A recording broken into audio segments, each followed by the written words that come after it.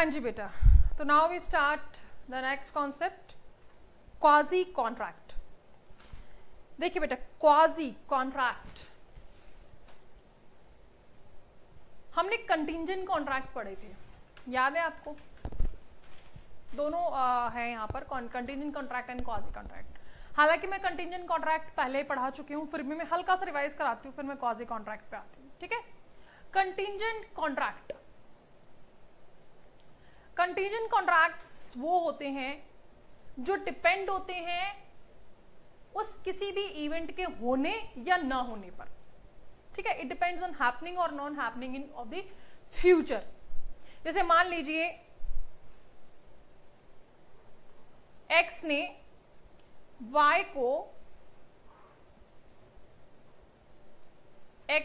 Y के साथ contract किया कि मैं तुम्हें 1 लाख रुपए दूंगा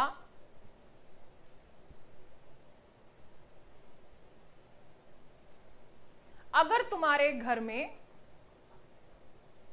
आग लग जाती है तो। यानी एक्स ने वाई के साथ में कॉन्ट्रैक्ट किया कि अगर इन फ्यूचर तुम्हारे घर में आग लग जाती है तो मैं 1 लाख रुपए तुम्हें दूंगा। इस तरीके के जो कॉन्ट्रैक्ट होते हैं वो कंटिंजेंट कॉन्ट्रैक्ट होते हैं। लाइक जितनी भी इंश्योरेंस पॉलिसी होती है ना बेटा, वो सारे कंटिंजेंट कॉन्ट्रैक्ट होते हैं। इंश्योरेंस पॉलिसी जहां पे आपका हाउस की इंश्योरेंस पॉलिसी या कार की या ह्यूमन भाई कि आप टर्म इंश्योरेंस होते हैं ना, टर्म्स तो आप सुना होगा, टर्म इंश्योरेंस होते हैं। अगर वो बंदा मर जाता है तो 10 करोड़ मिलेंगे, 1 करोड़ 50 लाख, जितने का उसने करवाया होता है। ठीक है ना, तो इस तरीके की जो हैपनिंग और नॉन हैपनिंग पे होती है कि अगर हुआ या नहीं हुआ ऐसा तो हम आपको इतना पैसा देंगे। ठीक है, तो ये जो कॉन्ट्रैक्ट्स हैं डिपेंड्स ऑन द हैपनिंग और नॉन हैपनिंग ऑफ फ्यूचर। बहुत सिंपल सा फंडा है कंटिंजेंट कॉन्ट्रैक्ट। अब आते हैं हम क्वाजी कॉन्ट्रैक्ट पे। क्वाजी कॉन्ट्रैक्ट्स, अब देखिए बेटा, कॉन्ट्रैक्ट वर्ड ऑलरेडी डिफाइंड है, ऑलरेडी मैं समझा चुकी हूं। An agreement enforceable by law, an agreement enforceable by law, यानी इसमें एक तो एग्रीमेंट आ रहा है, यहां पर क्या दो वर्ड्स आ रहे हैं, एक तो आ रहा है agreement, right, plus legal obligation, क्योंकि इन्फोर्सेबल बाय लॉ है। आप समझ रहे हैं मेरी बात? यानी कॉन्ट्रैक्ट क्या है? Agreement plus legal obligation. लेकिन जब इसके आगे क्वाजी कॉन्ट्रैक्ट लग जाता है, यानी अगर ये क्वाजी कॉन्ट्रैक्ट हो गया तो क्वाजी का मतलब क्या होता है? क्वाजी का मतलब होता है रिसेम्बलेंस टू, यानी जैसा दिख रहा है उसकी तरह। समझ रहे हो मेरी बात? यानी रिसेम्बलेंस, रिसेम्बलेंस यानी कॉन्ट्रैक्ट की तरह दिख रहा है लेकिन है नहीं। ये कॉन्ट्रैक्ट की तरह दिखता है लेकिन कॉन्ट्रैक्ट की तरह है नहीं। क्यों नहीं है?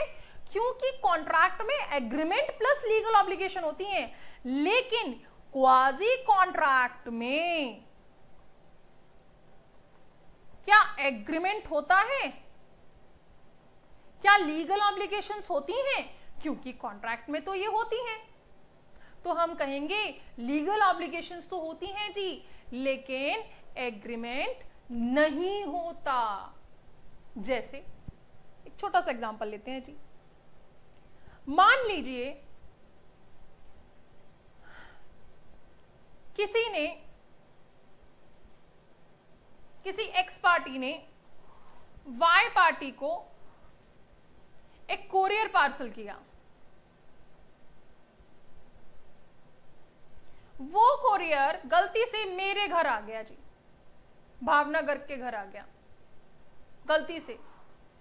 बिकॉज हम मान लीजिए एक सोसाइटी, क्योंकि बहुत कंफ्यूजन हो जाती है, मैं प्रिंस अपार्टमेंट में रहती हूँ और एक यहाँ पर सोसाइटी है प्रेस अपार्टमेंट, तो कभी कभी बड़ी कंफ्यूजन हो जाती है जी प्रेस और प्रिंस अपार्टमेंट में। ठीक है, मान लीजिए जो पर्सन था वो प्रेस अपार्टमेंट में रहता था और वो गलती से उसका पार्सल आ गया प्रिंस अपार्टमेंट में, मेरे घर आ गया। ठीक है जी, आ गया। अब मेरी क्या ड्यूटी बनती है कि मैं उस पार्सल को प्रेस अपार्टमेंट जिसके लिए आया उसको, ये ऑटोमेटिकली, मतलब मैं उसको कभी मिली नहीं, वाई को मैं कभी मिली नहीं, हमारे बीच में कोई एग्रीमेंट हुआ नहीं, लेकिन फिर भी मेरे ऊपर लीगल ऑब्लिगेशंस आ गई कि मैं वो पार्सल उसके घर को पहुंचाऊं। ऐसे कॉन्ट्रैक्ट कॉजी कॉन्ट्रैक्ट होते हैं। बात समझ रहे मेरी बात? ठीक है, तो जहां पर ना चाहते हुए भी, मतलब आप नहीं एंटर होना चाहते कॉन्ट्रैक्ट में, ना आपकी कोई इच्छा है, ना आपकी कोई मर्जी है, ठीक है, आप किसी भी तरीके से उसमें एंटर नहीं होना चाहते, ना सामने वाली पार्टी होना चाहती है, ना आप उसको जानते हैं, ना पहचानते हैं, लेकिन फिर भी बाय डिफॉल्ट, इसको हम ये भी कहते हैं बाय डिफॉल्ट, आप बाय डिफॉल्ट कॉन्ट्रैक्ट में आ जाते हैं। आप आना नहीं चाहते लेकिन बाय डिफॉल्ट आप कॉन्ट्रैक्ट में आ जाते हैं। तो ये जो कॉन्ट्रैक्ट्स होते हैं, इस तरीके के जो कॉन्ट्रैक्ट्स होते हैं वो कॉजी कॉन्ट्रैक्ट होते हैं। बात समझ रहे हैं? ठीक है, तो नोट करेंगे बेटा जी, इसमें कॉजी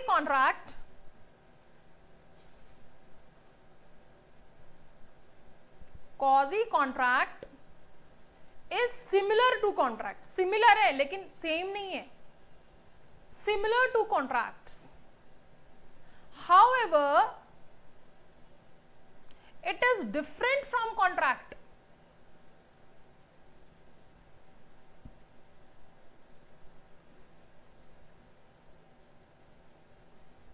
In respect that there is no formal agreement, कोई formal agreement नहीं है दोनों पार्टी के बीच में, entered into by the parties। ठीक है, in case of quasi contract there is no offer, no acceptance, ना ही ऑफर हुआ ना ही यानी कोई भी एसेंशियल कॉन्ट्रैक्ट का हुआ ही नहीं। कॉन्ट्रैक्ट में तो ऑफर भी करना पड़ता है, एक्सेप्ट भी करना पड़ता है, तभी लीगल ऑब्लिगेशंस होती है ना। तो यहां पर ना तो ऑफर हुआ, ना एक्सेप्टेंस हुई, ना कोई कंसेंसस हुआ, no consensus ad idem and absolutely no intention on the part of the parties to strike a contract। ना ही वो करना चाहते हैं। क्या मैंने उसके साथ कोई कॉन्ट्रैक्ट किया था कि मेरे घर कोई पार्सल आएगा तो मैं उसके पास पहुंचाऊंगी? नहीं। स्टिल तब भी the law from the conduct and relationships, फिर भी हमारे रिलेशनशिप्स बन गए by default of the parties,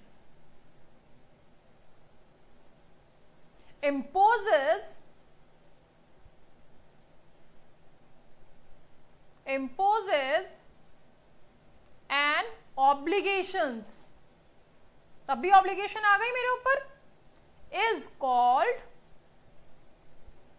quasi contractual obligations। बात समझ में आ गई बेटा जी?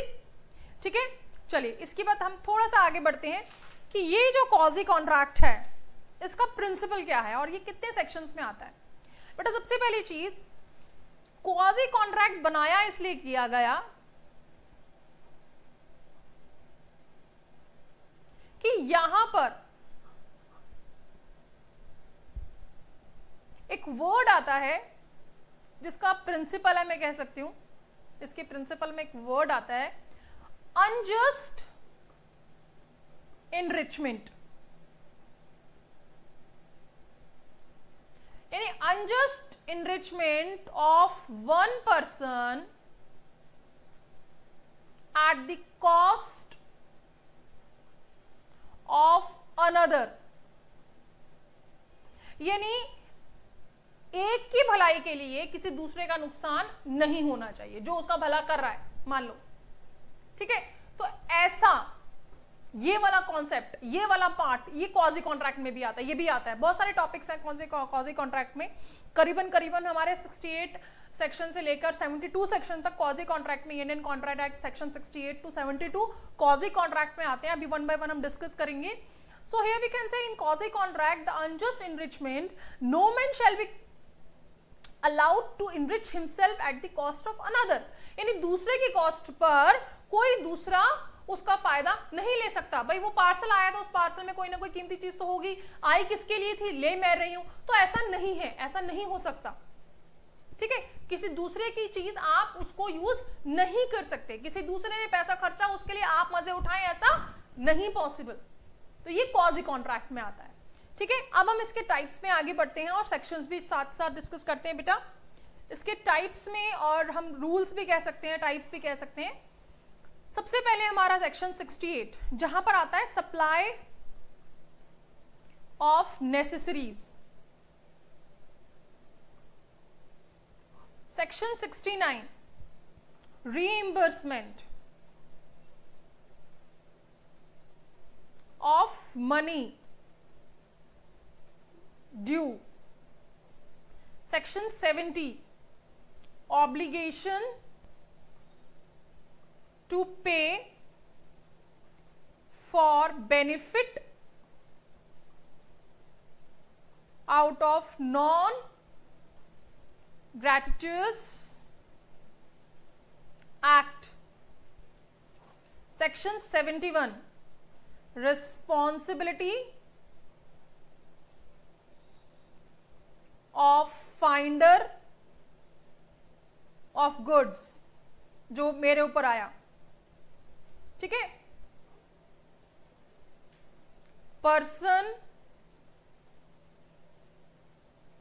रिसीविंग गुड्स, ये भी कोरियर वाले केस में अप्लाई हुआ, पर्सन रिसीविंग गुड्स और मनी बाय मिस्टेक। अब ये वन बाय वन करके हम समझेंगे, सेक्शन 72 है।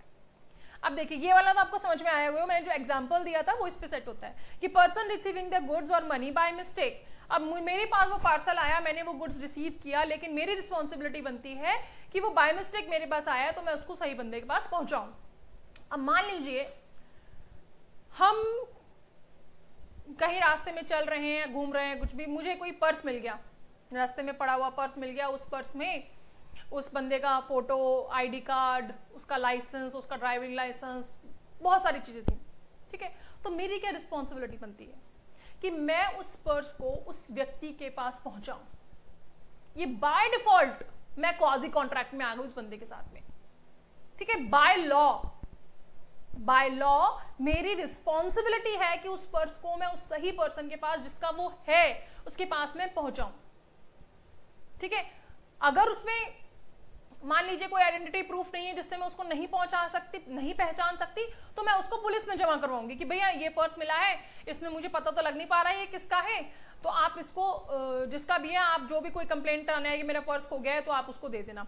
अगर उसमें अगर है, ठीक है, तो ये मेरी रिस्पॉन्सिबिलिटी है। बाय डिफॉल्ट मैं क्वाजी कॉन्ट्रैक्ट में आ जाती हूं कि मैं उस पर्स को सही पर्सन के पास में पहुंचाऊं। तो ये सेक्शन 71 के अंदर आता है। जो कोरियर वाला एग्जाम्पल था वो सेक्शन 72 के अंदर आया, जो पर्स वाला एग्जांपल है सेक्शन 71 के अंदर आया। अब ये समझिए section 70 obligation to pay for benefit out of non gratuitous act. यहां पर क्या है बेटा, अगर आपने किसी भी चीज का बेनिफिट लिया है, मान लीजिए, just a minute,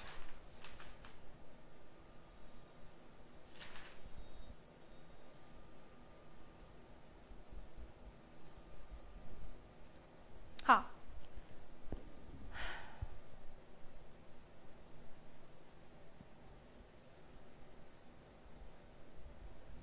obligation to pay for benefit out of non gratuitous act में क्या आता है बेटा, एक एग्जांपल लेते हैं छोटा सा। मान लीजिए ए ने क्योंकि बिना एग्जाम्पल समझ नहीं आएगा, इसलिए मैं एग्जाम्पल के थ्रू ही समझाऊंगी। मान लीजिए ए ने, एक ट्रेड्समैन है ए,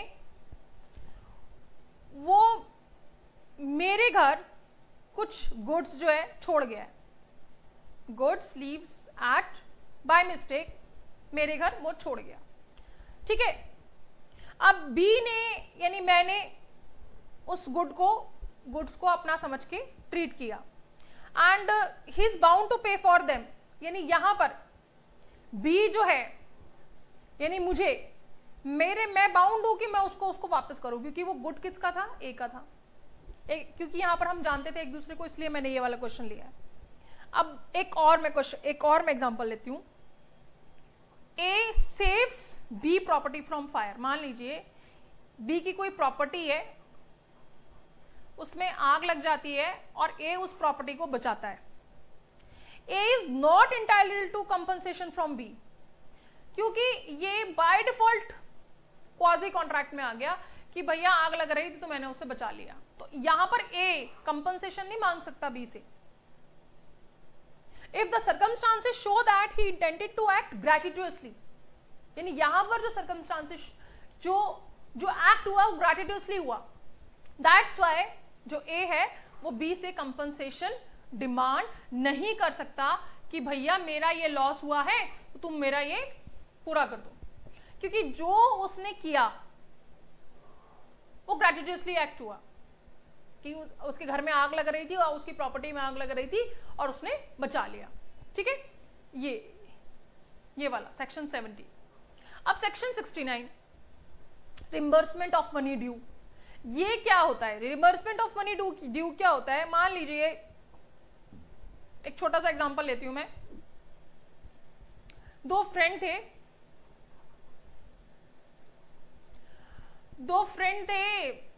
एक फ्रेंड ने दूसरे फ्रेंड को पैसे की जरूरत थी 100 रुपए की, उसको दिया, ठीक है जी, और उसने कहा कि मैं तुझे 1 हफ्ते बाद लौटा दूंगा। दूसरे ने कहा, वाई ने कहा ठीक है जी लौटा दियो। अब लौटा दूंगा। एक्स ने वाई को जब 100 रुपए दिए तो वाई ने एग्री किया कि भैया ठीक है मैं 1 हफ्ते बाद तुझे लौटा दूंगा। अब दोनों अच्छे फ्रेंड थे और मैं दोनों को जानती थी, दोनों 1 हफ्ते बाद जब मिले, कहा उसने मुझे पैसे वापस लौटा, दोनों लड़ने लगे। तो मुझे लगा यार क्या दोस्तों, भाई मेरे भी अच्छे फ्रेंड थे, ठीक है। तो मैंने वाई को कहा चल तू भाई रहने दे, एक्स को तुम लड़ो मत प्लीज, बात खत्म करो, 100 रुपए की तो बात है। मैंने क्या करा, 100 रुपए वाई एक्स को दे दिए, ठीक है। अब यहां पर जो मैंने किया है वो सिर्फ और सिर्फ दोनों की लड़ाई खत्म करने के लिए किया है कि जो दोनों लड़ रहे हैं, क्या फायदा, फालतू में इतना शोर शराबा मच रहा है, चलो मैं दोनों को अच्छे से जानती हूँ, ठीक है, मैंने एक्स को 100 रुपए दे दिए, तू ये पकड़ 100 रुपए, छोड़ना, बात खत्म कर, ठीक है। अब यहां पर वाई की ऑब्लिगेशन बनती है कि जो पैसा मैंने एक्स को दिया है वो मुझे वापस करे, इस तरीके की जो एक्ट्स होती हैं ये obligation in respect of reimbursement of money होती हैं, ठीक है, जो भी ड्यू होती हैं, जहां पर जो सेकंड पार्टी है वो बाउंड होती है, ठीक है, कि उस जो भी एरियर्स, यहां पर ये एरियर्स ही माने जाएंगे, जो भी एरियर्स है वो उसको वापस करे जो उसके बिहाफ पर दिए गए, ठीक है, वो रहने दे, ठीक है, वो नहीं दे रहा, मैं दे रही हूं, ठीक है। अब इसमें एक छोटा सा एग्जांपल और लेते हैं हम, जिसने आपको, ये तो मैंने जनरल एग्जांपल दिया, अब थोड़ा सा और अच्छा सा एग्जांपल लेते हैं कि मान लीजिए B holds land on a lease granted by A, यानी ए ने बी को एक लैंड लीज पर दी है, and land revenue payable by A is in arrears. जो लैंड का रेवेन्यू है वो कौन पे करेगा, बाय ए, जो भी उसके एरियर्स थे जो बी ने लेने थे। Hence the government advertises A's land for sale, ठीक है। Under the revenue law, consequences of such sale will be annulment of B lease. So B, in order to prevent sale and consecutive annulment of his own lease, pays to the government the sum due by A. जो B ने cell का जो government ने cell का लगा रखा था, अब बी ने गवर्नमेंट को पैसा दे दिया कि नहीं छोड़ो भैया, ये आप मैं जो भी ड्यूज है मैं पे कर रहा हूं, ठीक है। So in order to prevent sale and consequent element, जो उसकी जो ले तो उसने लीज पर रखा था, लेकिन उसने गवर्नमेंट से वो जो पैसा था उसको दे दिया।